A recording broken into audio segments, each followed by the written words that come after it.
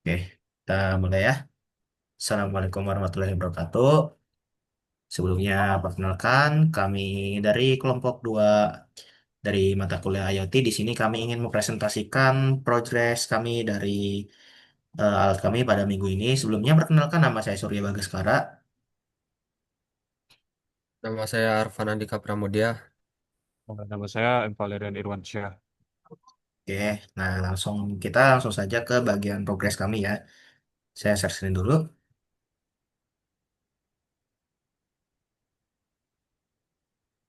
Bentar. Oke, sebentar sepertinya saya share screen ntar di gedung. Oke, yang pertama screen dari saya ya. Yang pertama di sini ada Visual Studio Code saya. Saya di sini pada minggu ini membuat front end.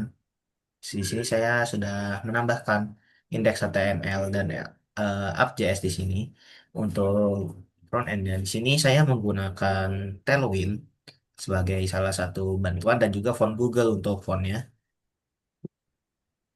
Di sini bisa dilihat untuk Smart Room dashboardnya. Ada juga kelas untuk pemanggilan kelas Tailwind-nya dan lain-lain. Kemudian di JavaScript-nya di sini menggunakan function dan lain-lainnya untuk melakukan update terhadap eh, grafiknya yang ada di front end-nya. Seperti ini, saya contohkan.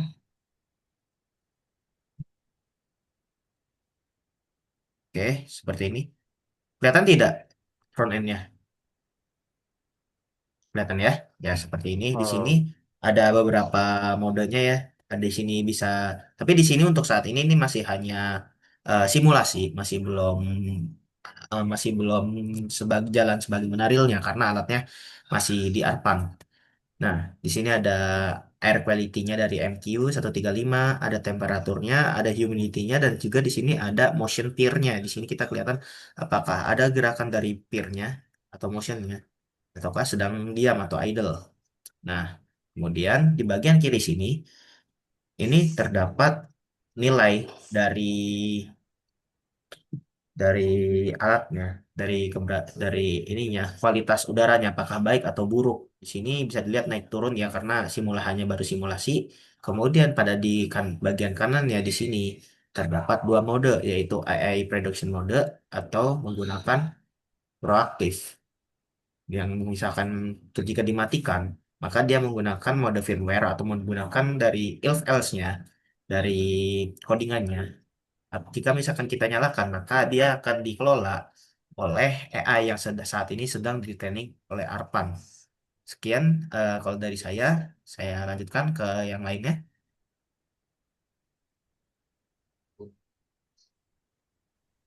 Oke, lanjut ke progres saya. Ini saya akan share screen terlebih dahulu.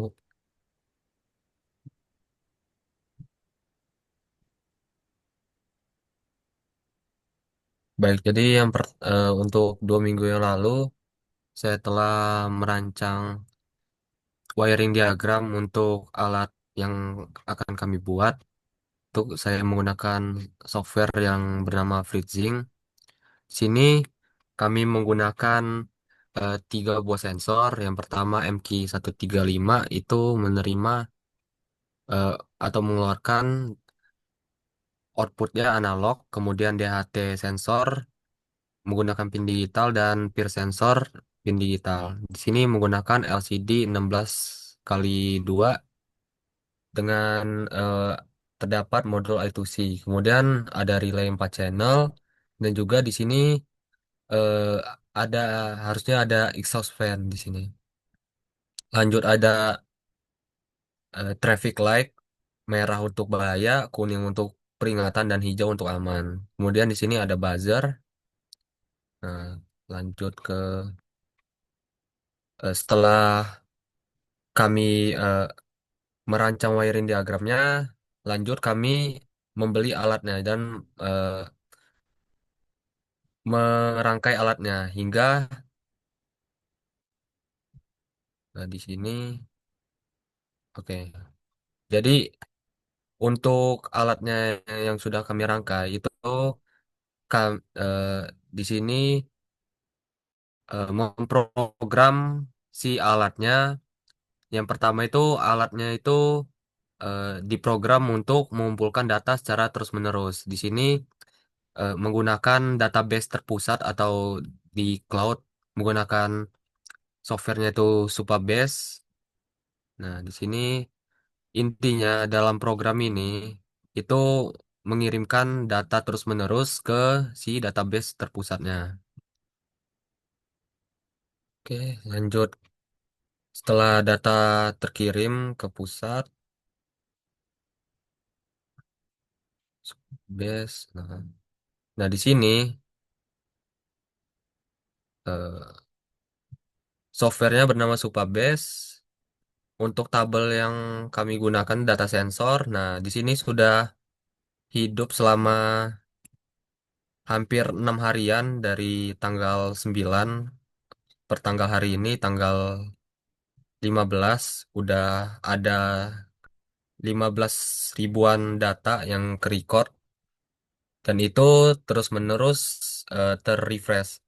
Nah, untuk data dari sensor ini sendiri itu mengirim data ke database terpusatnya itu setiap 30 detik sekali.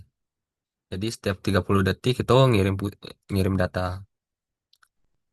Oke, progres saya untuk minggu selanjutnya mungkin dari data database yang ada di sini itu bisa digunakan untuk yang pertama itu melatih model AI-nya. Kemudian setelah model AI-nya terlatih, itu bakal kita program lagi si alatnya agar sesuai dengan tujuan dari proyek kita.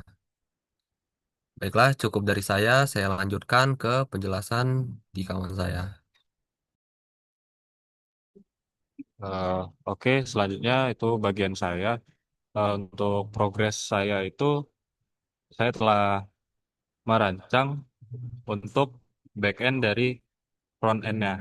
Yang dimana di sini saya telah membuat datanya atau codingannya, di mana di sini saya menggunakan JS di sini. Nah, di mana untuk file JS yang Surya buat untuk front end-nya, saya modifikasi lagi pada bagian yang di awal. Karena agar URL dari database dari Supabase itu dapat muncul di atau tersinkronisasi di dashboardnya. Jadi saya menambahkan dokumen ini untuk menampilkan secara real datanya yang ada di Supabase itu muncul ke database-nya. Kemudian di sini juga saya membuat file JS juga server JS-nya dengan menggunakan port 3000. Di sini fungsinya sama untuk mensinkronisasikan dari data awalnya yang ada data di Supabase itu terrealisasi di dashboard yang telah Surya buat. Itu untuk progresnya. Terus kemudian pada bagian local hostnya, portnya itu kendala saya untuk minggu ini itu kesalahan pada portnya. Kemungkinan untuk minggu selanjutnya itu saya bakalan memprogram ulang untuk eh, eh, data dari Supabase-nya, API key-nya dengan eh, source code yang telah saya buat dan juga akan memodifikasi dashboard dari dua file yang setelah Surya buat. Itu untuk progres dari minggu ini dan ke depannya, serta kendala yang telah saya alami. Sekian untuk penjelasan dari saya. Saya kembalikan ke Surya. Oke, terima kasih kepada rekan-rekan saya yang sudah mempresentasikan progres kita pada 1 minggu ini.